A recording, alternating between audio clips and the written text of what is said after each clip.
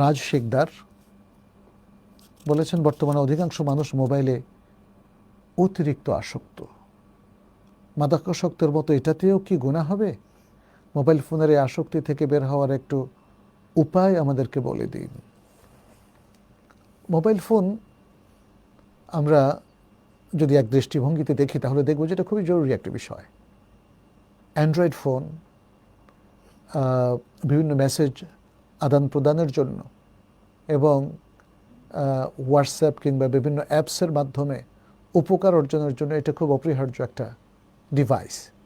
আমরা এখানে কোরআন মাজিদ, আল হাদিস, বাংলা হাদিস, এরকম আরও অনেকগুলো সুন্দর সুন্দর অ্যাপস পাই। islamqa.info, ইসলাম হাউস, সবাই সুন্দর সুন্দর অ্যাপস করেছে এবং সেই অ্যাপসের মানে ওপেন করার মধ্য দিয়ে জ্ঞান অনুসন্ধান করা, কোরআন শোনা, কোরআন পড়া, অনেক হাজারো ভালো ভালো কাজ কিন্তু আমরা এই ডিভাইসের মাধ্যমে পাই।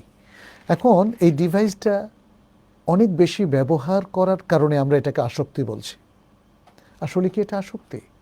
এটাও যেমন আমার দেখতে হবে, আবার এটাও দেখতে হবে, হ্যাঁ, এই ডিভাইসে অনেকে আসক্ত হয়ে পড়েছেন। কি করেন তারা? তারা এখানে নাটক দেখেন, সিনেমা দেখেন, ফেসবুকে তারা বসে থাকেন। আবার অনেকে এই ডিভাইসে যেহেতু ইন্টারনেটের সংযুক্ত থাকে, সে অশ্লীল অনেক ফিল্ম বসে এখানে দেখে, পর্নোগ্রাফি অনেকে দেখে। তো এখানে আমরা যেটা দেখি, আসক্তি হচ্ছে খারাপ কাজে আসক্তি। ভালো কাজে লম্বা টাইম ব্যয় করলে এটাকে আসক্তি বলে না। আর সত্যিকার অর্থে ভালো কাজে মানুষের আসক্তি আসে না। আকর্ষণ আসতে পারে কিন্তু আসক্তি আসে না। একজন লোক প্রতিদিন 2 ঘন্টা করে যদি অ্যান্ড্রয়েড ফোনে অ্যাপসে কোরআন পড়েন, এটা কি কেউ আসক্তি বলবে? বলবে না। এটা আসক্তি না, বরং এটা অনেক কষ্ট করে নফসকে নিয়ন্ত্রণে রেখে তাকে এই লম্বা টাইম ধরে কোরআন পড়তে হয়। নফস সবসময় আসক্ত হয় খারাপ কাজে। কোরআন সেটার পক্ষে সেরকমই বলছে, ইন্না নাফসা লাআম্মারাতুম বিসসু, নিশ্চয়ই নফস খারাপ কাজে নির্দেশ দেয়। অতএব আমরা যেটা দেখি যে খারাপ জিনিসগুলো, খারাপ কাজগুলোতে মানুষ লম্বা টাইম ধরে আসক্ত হয়ে মোবাইল ফোনে পড়ে থাকে। সে তার খাওয়ার কথা ভুলে যায়, সলাতের কথা ভুলে যায়, মূল দায়িত্বের কথা ভুলে যায়, পড়ালেখার কথা ভুলে যায়।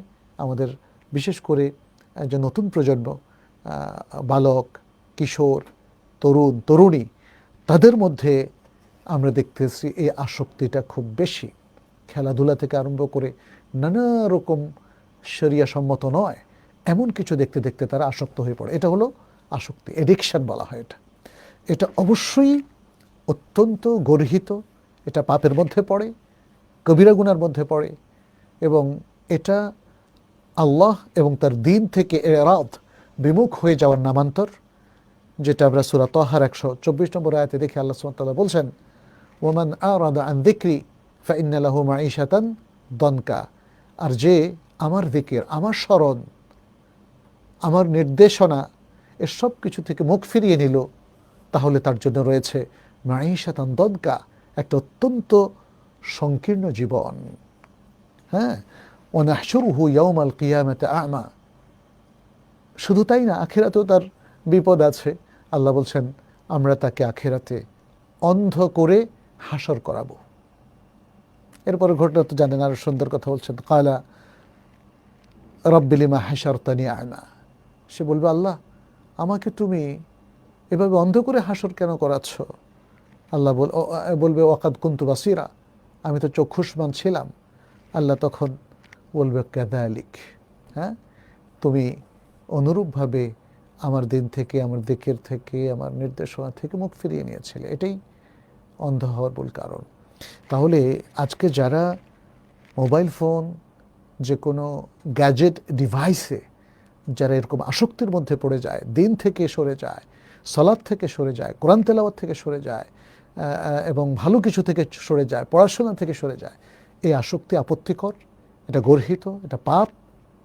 এদের জন্য সংকীর্ণ জীবন, এরা প্রোডাক্টিভ হতে পারে না, ভালো মুসলিম হতে পারে না এবং এদের জীবনে নেমে আসে একটা ঘন অন্ধকার দুনিয়াতে এবং আখিরাতে তো বটেই। কারণ আখিরাতে যখন সে অন্ধ থাকবে, অন্ধর জন্য তো পুরোটাই অন্ধকার, তাই না? আল্লাহ যেন আমাদেরকে হেফাজত করেন। আমরা এর মাধ্যমে সবাইকে এই পরামর্শ দেব, এই নাসিহাটা করব, এই কাউন্সেলিংটা করব যে আসক্তি থেকে মুক্ত থাকুন, ভালো কাজে সম্পৃক্ত থাকুন, নিজের সন্তানকে, নিজের পরিবার পরিজনকে এই ধরনের আসক্তি থেকে মুক্ত রেখে একটা মুক্ত সুন্দর দিনী জীবন যাপন করুন।